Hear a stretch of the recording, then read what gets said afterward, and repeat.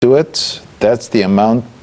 Nothing will be promoted without putting it through a proper marketing channel. If we are doing the Holy Route for the Holy Family right now, and we want to have this as advertised as a holy pilgrimage routing, then we need to do the proper marketing for it. And we cannot just fix it, put the infrastructure, put everything without creating the right stories, without creating the right content, without putting the right marketing budget. 50 to $75 million in total, divided on 12 months of the year. I would say it would be an adequate marketing budget to promote a destination, promote cities separately, such as Luxor, Aswan, Hurghada.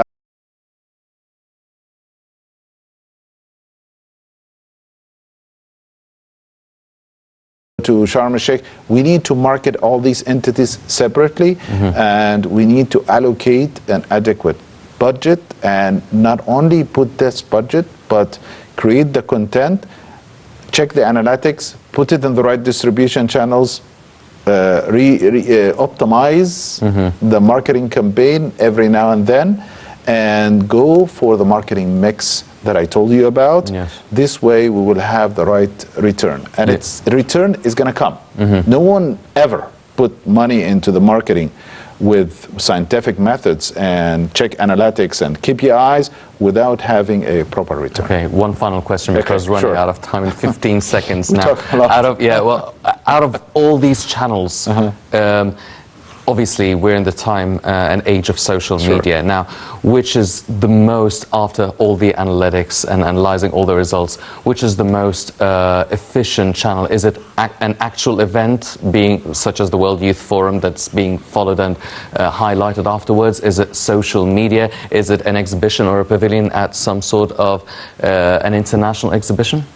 In our case, I think it's supporting developing events.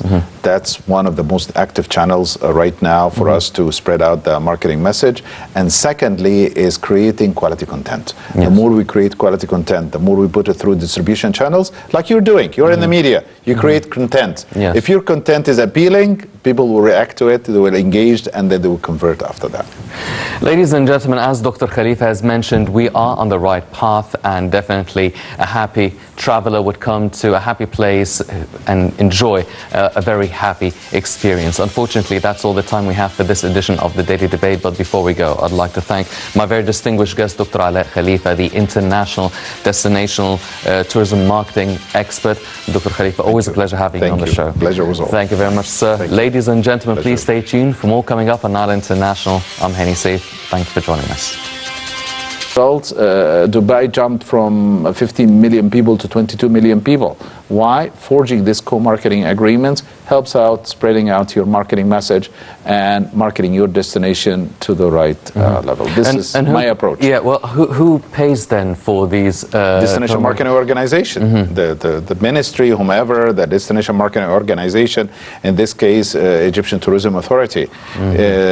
We used to do this in the past, by the way. And then we stopped, and then we brought one big partner, and then we started to push it. Anyway, I don't want to go into the details, but I want to tell you something, that what we are doing right now is the right track. It is the right track.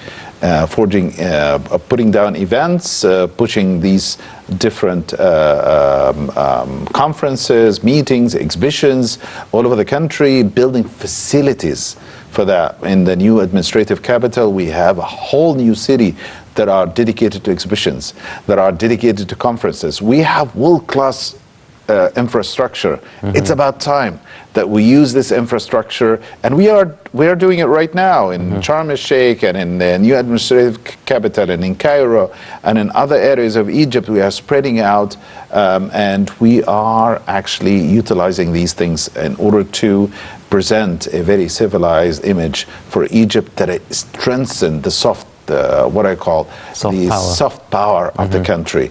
This is how countries are pushing their image through happiness. And this is what we are doing right now. We're spreading a happy face, happiness. We are bringing positive news from the country. And remember this, happy traveler always go to happy countries. And this is what we want. Good news is always good news. We will get good news from our end, and good news about our conferences, our meetings, exhibitions. We're doing IDEX. We did it one time, second time IDEX. 48 countries came and contributed around the world.